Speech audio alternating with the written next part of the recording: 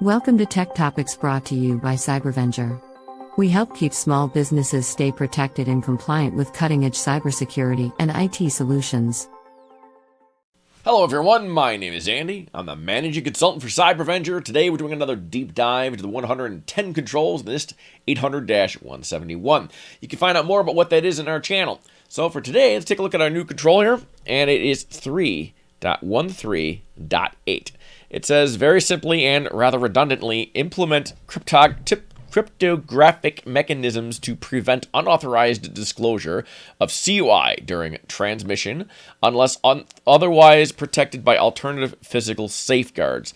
And the next cell over here kind of goes in and talks about the same thing. It talks about mobile devices, printers, scanners, cloud services, blah, blah, blah. It goes on and on. So this is exactly what it talks about in 3.1.19 and in the wireless sections. And there's a number of controls that talk about the requirements of having encryption for anything that's CUI. The controls that talk about having to have encryption when you're remote, encryption that's stored on mobile devices, blah, blah, blah. This says, protect unauthorized disclosure of CUIs. Why are they saying this again? We've talked about this previously. Sometimes there's some duplication in this framework. And when they do that, when the framers did that, they're trying to call out something, trying to really grab your attention. And there's usually some subtle difference between the two seemingly duplicated things, and then that's what they're really kind of pointing out. Kind of look at the gap there. Read between the lines, if you will. So they talk about the specific cryptographic mechanisms for specific functions to grab your attention that, okay, you can't do this without that. You can't do that without this. So on and so forth. Here we are again seeing it. This is the most generic way they phrased it. So I guess the one way to look at this is just anything you haven't thought of before where you can put encryption, do that. Do it now. When they say encryption, the appropriate, they're talking FIPS 140 approved. We've talked about another video on what that all is. Generally, AES 256. AES 128, the last time I checked, was technically valid, but you want to future-proof things. Use AES 256. The larger the number, the more bits used to encrypt, the more solid the standard is. And I think eventually that's probably going to be a stock standard, like it has to be. It's going to be a requirement. So just do it now. AES 256 has been around a long time. Whenever I've used that encryption, I've never seen a noticeable performance difference. If I set up VPN tunnels and I've used it, if I've done a local file encryption, I've never personally seen a big speed difference between AES 128 and AES 256. So you might as well use the more secure standard, right? Enough on that. So if we have to encrypt things, and we've already talked about encrypting things, the one last line there says, unless otherwise protected by alternate physical safeguards. So if you have a file, that you need that's got CUI and you need to protect it from when on a mobile device, if it is automatically wiped when the device leaves a certain area, like it's geofenced kind of thing, like maybe it's automatically destroyed, cleanly destroyed the second it leaves your building or something to that effect, that might be an example of a alternative physical safeguard, as they mention. Then you wouldn't specifically have to use encryption, but the idea is that that data is not reachable, not readable as soon as it leaves the building or leaves authorized hands.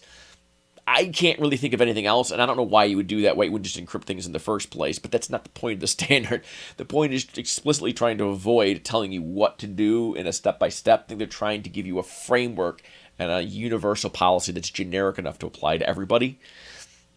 So that's why they don't talk about vendors. When they say, you need to do various policy things, they don't say use Active Directory. They say, implement policies that can control desktop look, feel, whatever they're talking about. But I will in this channel. So, BitLocker on all your machines. If you BitLockered all your computers, that could be, they're portable. Nothing was like, physical boat anchors. That would be one way to comply with this. Now, we've already talked about in previous controls that you have to BitLocker your desktops and your laptops. This control makes me nervous because it's so vague. And I'm thinking, why not just BitLocker every Windows device in your organization?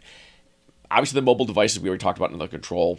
But this is not real specific, but probably not a bad idea just to cover your butt. The other thing to think about is cloud services. The second frame of this requirement goes into details, and you need to get contractual agreements from every vendor that you have that they're going to protect your CUI up to certain standards. They're going to use certain levels of encryption, that kind of thing. They kind of have to be, NIST, they have to practice NIST themselves.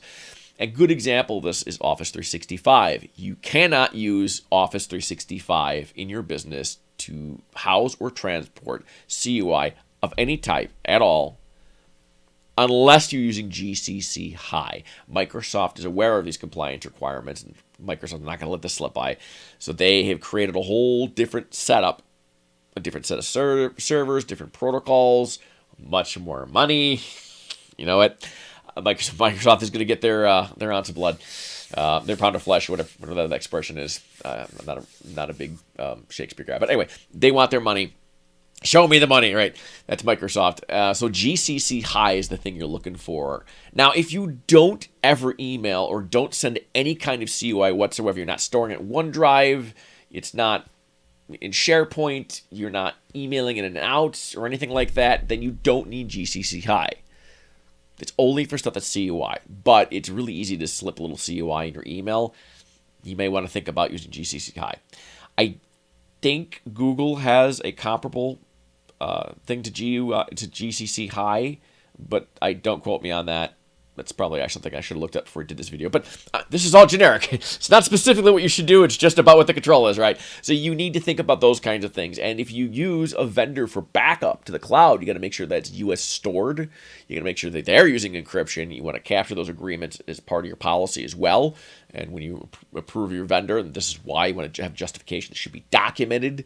It should be, the approval process should be documented too, not just the standard of what it needs to be, but how you figure out that it is. And maybe a letter from the company or something documented from the website should be stored so that you have a copy of it.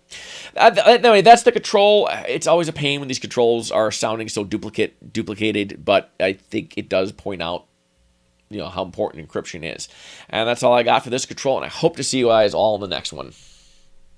Thanks for watching. We hope this video has provided valuable information to you. Be sure to share this video with other small business owners to spread the word about the importance of cybersecurity. As always, don't forget to like and subscribe for more videos like this. If you want more information about cybersecurity, visit us at www.cybervenger.com.